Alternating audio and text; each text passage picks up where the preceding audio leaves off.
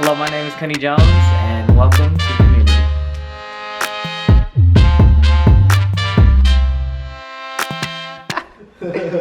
Bet. So if you see the camera like closed too, let me know, because then we probably missed it, because it times out after 15 minutes. Oh, okay. Bet. Okay, cool. I'll be paying attention a little bit. Yeah, a little bit. Cool. Hello, everyone. Welcome to Community. I'm your host, Kenny Jones, and I'm here with my guy. What's going on? It's Moss with OGs. Yes, sir. So just to get into it straight from the start, let's talk about your background a little bit. Yeah, so I am originally from San Diego. Moved around a little bit, but for the most part, ended up in South Bay, Southeast area, Paradise Hills. You know, shout out Paradise Hills. Shout out Woodman, Bullock, all that. And born and raised through there. Went to high school. Kind of went to college. There's a college out there, Southwestern College. Shout out to everyone who went there. Yeah.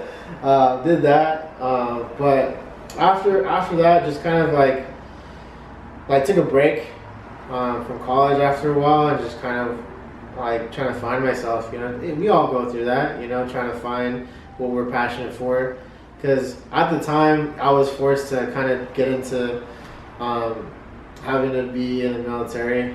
Parents wanted that for me, but it always comes, man. It's like it turns its head around the corner. But wanted me to do that, so I just felt in my heart that was it for me, man. And so I just trying to find myself, and so I landed myself just into doing fashion and art, and went into doing a lot of manufacturing, doing a lot of like the back end work. Started helping other brand owners out. I did some screen printing. I did some cut and sew locally in San Diego. Learned fabric sourcing, just all that back end work, and having to see how much work gets put into doing a t-shirt or gets put into doing a button up. And going to LA, the fashion district, and just kind of like finding zippers, buttons, and like, we can do that? Like, what?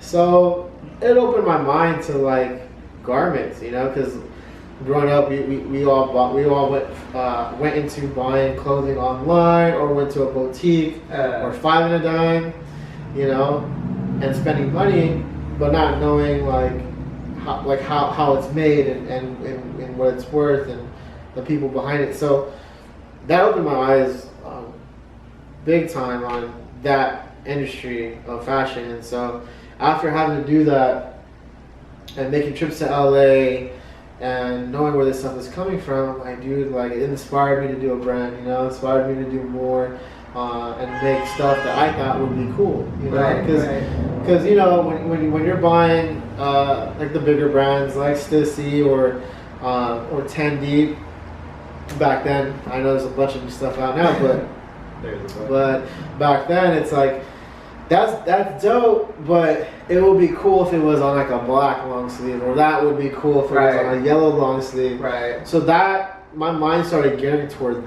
doing stuff like that. But all at the same time, I always mention this sometimes, is that like I also was into vintage back then. Mm-hmm. Taking a break from high school or from college, I kind of wanted to do something else to kind of make money, and so I started thrifting a lot and finding people saving lives with thrifting, man. Just paying it forward, bro. Man. And I would find some heat, man, and kind of just like finding a community on Instagram of vintage goers, And I remember there's like and those who know this are A1 for this, but I think it's called Worldwide Vintage something. It was like WWV, something like that. But it was like a group of just really dedicated thrifters from Canada and also in LA. And so they would have an event up there, like a flea market. But I would never be able to go just because like I stayed local. But they opened my eyes to a lot of like cool stuff, like how much a real polo t-shirt costs, or how much does or recognize a real from a fake, So that was cool, you Yeah, I know? feel like recognizing real from a fake is like essential too. Because, Yeah. I mean, like if you drop all that money on it, it's like, oh no, that's not even real. Like, wait, what? It's like, dang, dude, I was so hyped on that. I bought this for $150. And they took me, bro. It's worth like $10. Yeah, $10. Like, damn, I don't even want to wear this. Right. So it goes into the pile. But I did that for a while just to kind of like try to earn money. Yeah. Also trading on pieces too. And it got me learning more about streetwear. Definitely. So after having to do that as well, you know, I just came to a conclusion like, man, like, you know, I want to start making my own stuff. You know? I think I'm ready. Because at the time I told myself, I gotta learn a little bit more. Because I honestly, like, I've learned a lot, but, you know, I don't want to start something if I don't feel comfortable that I'm ready for it, you know? So I just started learning a little bit more from the industry, learning from, like, some of the homies from LA and how they're doing it. Right. Talking to all their partners and how they're doing it. So getting a lot of knowledge, dude. I used to go to like the Agenda trade shows up in LA. Yeah. I've gone to Magic a few times in Vegas, just to grab inspo. You know, just to get myself ready to embark on this journey that we're here now. Grinding. You know, grinding, just to kind of mentally get myself there. So did that, and I remember before that logo, before the OG's logo. You know, we were just called Goodstock, you know, or Goodstock Vintage is kind of, you know, humble beginnings. You know, the pre-days, you know. But I remember, shout out to the homies they're from Top Shelf. They used to throw events down here at the Crazy Goose. And I remember I used to pull up and just sell shit off my trunk, you know. Damn, you know, I would thrift, or I think, you know, we would make hats. Or I'll thrift hats, and we would just sell from the trunk. At that time, everyone would be outside smoking a cigarette, so it'll be like a constant in and out, in and out, in and out. Yeah. And you could chop it up with people, say what's up to people. Shit, I'll spend the whole night like wanting to go out, you know, to the town and drink and stuff. But I'll be outside smoking cigarettes and just chilling until like 1 o'clock. You know Yeah. It was a whole cool thing to do. So I would sell stuff, you know what I mean? Like, hey, you for a jacket, or oh yeah, come by. I got some heat, bro. I feel like that's the best way to spend your time too, like making money while you're chilling at the same time. Like that's true. The homie buying you a drink after he just spent money with you. Yeah. Like, all right, cool, man. Like, I wanted a drink, thank you. Bro, man, like, that was like a taste of like, okay, like, I guess like the whole thing with pop-ups, you know, having to like network and meet cool people, shake hands, and they like your product, they'll buy it, you know. So that gave me just a taste of like the grind and like, oh, okay, cool, I can probably do this every other, you know, weekend or whenever. Yeah. So I did that, and then eventually we did a collab hat together with them, just because people saw us with them, with their entertainment group. So many times we were just like, yo, let's just come up with a hat and see how it does. And so we did a few pop-ups. We launched the hat at Plaza Bonita. It's now called Rerun, but Rerun. Shout out to Don. Shout out to Rerun. But we launched the hat there and did well. You know, did pretty good. The local community, everyone local, just like participated in the drop. So. And wore it. They would wear it to the events too. And we would put banners up there, just to kind of like the pop-up feel, you know. Yeah. So that gave me an opportunity, gave me a taste. I'm like, yo, like this, it could be successful, and you can do stuff like this. So that was cool. It got my mind going, got my mind thinking, you know. And from there, it just kind of like escalated, and eventually, I started doing. More branded stuff. The logo OGs didn't come till like a year after that, you know. So that took some branding, and it just took some time into kind of like understanding what we want to turn ourselves into. Definitely, like the development process, development stages. Yeah, because there was more to it, you know. It was just at that time it was more of like a hustle or a grind, and kind of like it was kind of loosely put together, like as far as branding goes. So. Yeah. But now, you know, it's going on into its development stages, and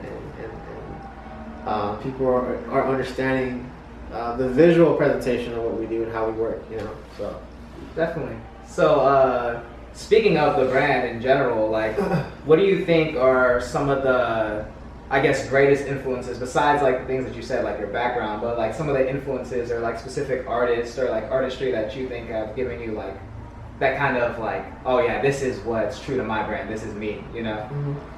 I honestly think it's a big list, I feel like, but I feel like overall, I mean, I'll name drop. I feel like Sean Witherspoon from Round 2 was huge. I feel like how he did vintage was phenomenal. Kanye West, you know, right? Regardless of how much people think and people feel about him, I feel like just like there's gems that he puts out that I like to touch base on, and it's cool, man. He's definitely on the list. Definitely. I like Pharrell. He's a dope influencer. He's a dope inspiration. Jerry Lorenzo from Fear of God. I feel like what he's doing really changed the game as far as that angle that he's tackling. You know, definitely. Especially being around Kanye and Virgil. You know, Virgil's cool too. Virgil's super cool. Yeah, Virgil's cool. I feel like Bobby Hundreds is a big influencer as far as graphic streetwear. You know. Definitely. Who else has been? Actually, I know he's kind of not new to the game. He's not new, but I feel like he's burst into the game this year, last year, a couple years back. But Rude is cool. Ruigi is cool. I like what he came out with. I like what he's doing. The homie from Never Made. Shout out to Francisco. I like what he's doing. You know, his artwork is cool. I kind of got into, last year I got into more of like the vinyl toys and stuff. So there's like new inspiration. That's why my list is just like forever, man. Yeah. Like, you know, and so I've learned to kind of appreciate not just the styles that I like, but just styles that I find that I didn't like, but like little things that they drop or little things that they put out. I will still find myself grabbing inspiration from. Right, you can take those things away. Yeah, and their craft is phenomenal. You know, it may not be my style, but like it'll still resonate. You know, and also the production and their work ethic is cool too. So right, I think a lot of people are afraid to kind of admit to like their influences and like their inspirations too. So I think it's pretty dope that you're just like, nah, like of course there's tons of different pieces that come from it. You know, it's not just you. It's like your colleagues, you know. Yeah. You know, the peers. The peers, and that's what you gotta, you know, put yourself around. Definitely. Yeah. So what are some of the, I guess, the things that come with entrepreneurship? Like I know a lot of people like, oh, you know, I'm selling Capri Suns, or like they're doing whatever it is that there's business. Yeah. Capri Suns, the frozen ones. Oh, bro, that's lunch right there. Right. Lunch. Right. So what do you think are some of the things that come with entrepreneurship that maybe people don't necessarily know that it like exists? You know. So with entrepreneurship, it's pretty much based off of everything I've gone through.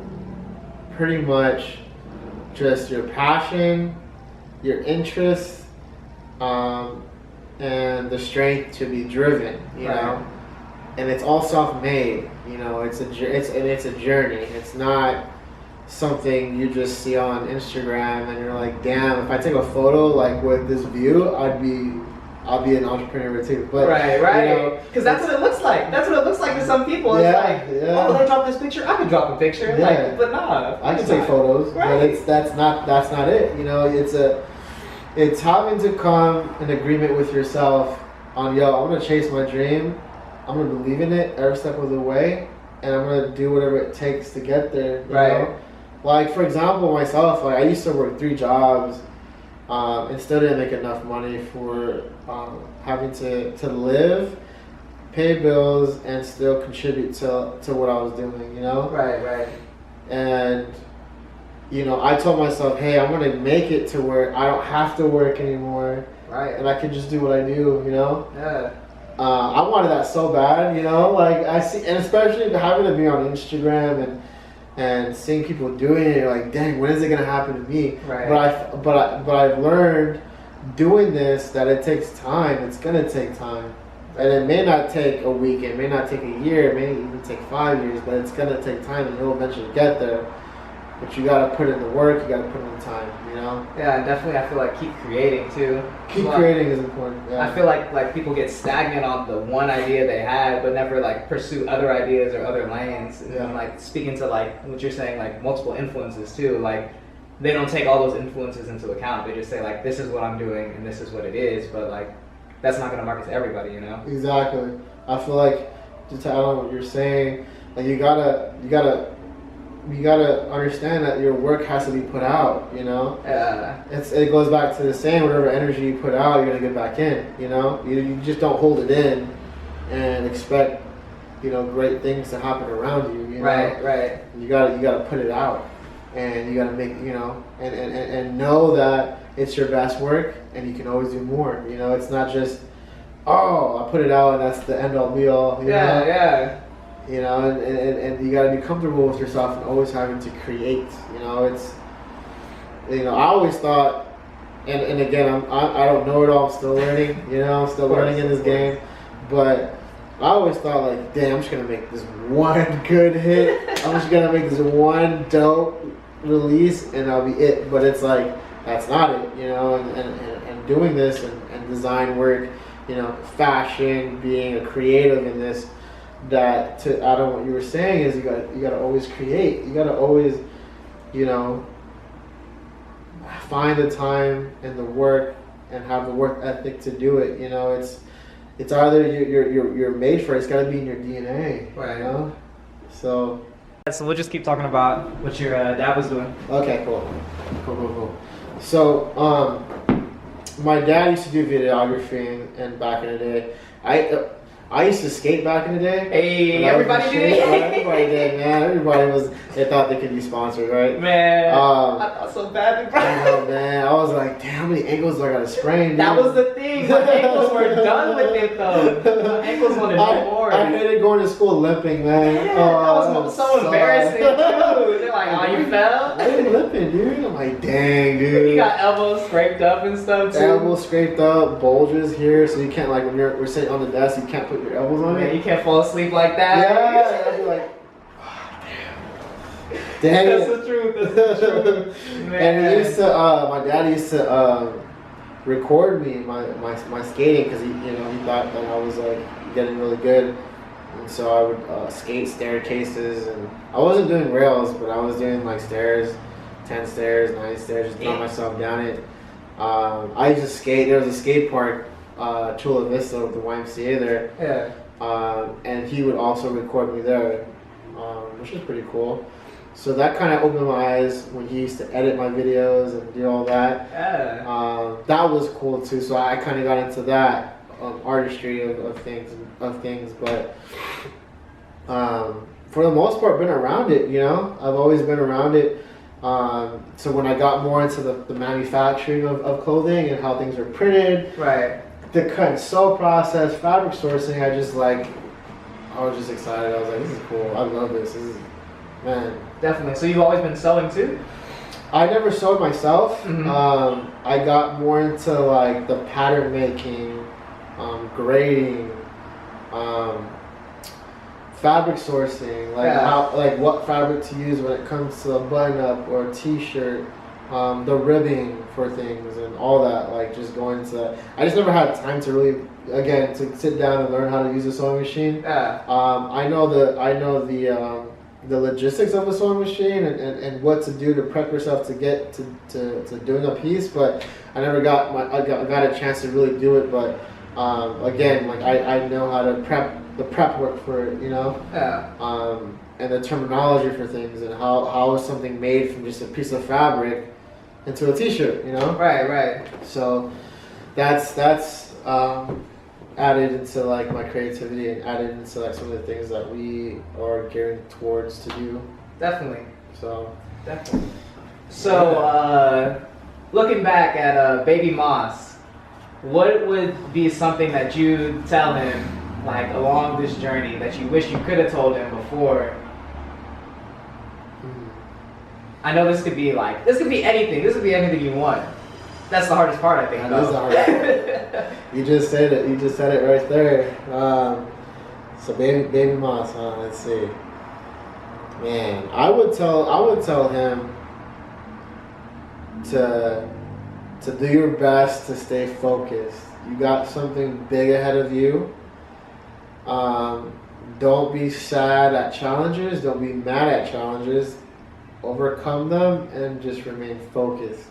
And don't change up. Don't change it up. Just you got it. You know, you got it. And I feel like the reason why I'm saying that is I feel like I never had just a motivational person around me during the earlier times. You know, it was always like self-driven and hoping that tomorrow will be cool. You know. Right. Definitely. So I feel like if I had just someone telling me like, yo, like overcome those challenges, it's not a big deal. Like just, you know, do your best, but don't change and be focused. You know, you'll get it. You know. Yeah, definitely. Because there'll be times where like I mentioned, like fuck, dude, like I would just hate life. You know. Yeah. Like nothing was going wrong. Oh, nothing was going right that month. Yeah.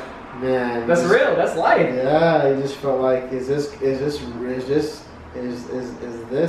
Yeah, You know, like, is this the dream that I've been is this sold? the big dream that I sold myself to? You know, but I feel like I would tell myself that. I would tell him like, hey, dude, just like remain focused. You got this. You know. Definitely. So, in regards to future you, what's coming up for you and the brand next? What big if there are any that you can disclose, and I know, you know, everything, you know. Absolutely. So for the month of March, we'll be doing, like I mentioned to you before the interview, but we're doing a collab, or we've done a collab with my buddy who does the downtown church here. And they've got like a conference coming up in March where you know, a lot of other people from around the world just kind of attend. So I'm doing a special release there, and kind of being a little bit more innovative with our designs. And of course, like I'm a church goer, and I'm a believer, and so I want to. This is true. He went to church this morning, just so y'all know. And I was a little late, but it's cool. And shout out to those who know that I'm struggling with that, but it's okay. We all are. Man.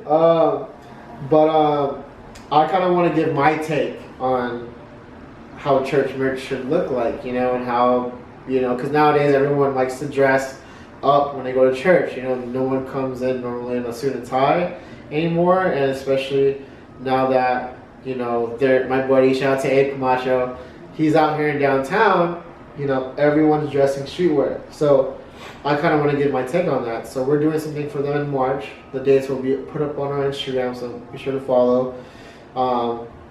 We'll be doing a few collab projects in the works. We got my buddy, he's out in LA. Shout out to Boss Dog. Hey. Congrats on your product being sold at Zoomies. That's dope. And we're gonna be doing a collab of a cool illustration with him coming up. And of course, we're in the works of doing another 5 and a Down collab, so that's always fun to do. It's a hometown feel, it's a hometown thing. You know? Definitely. So I always love doing collabs with them, and of course it's home base. You know, it's where we're at. That's the roots. That's the roots, but I can't tell you guys what it is yet, but it's coming. Hey, stay tuned, y'all. Yeah.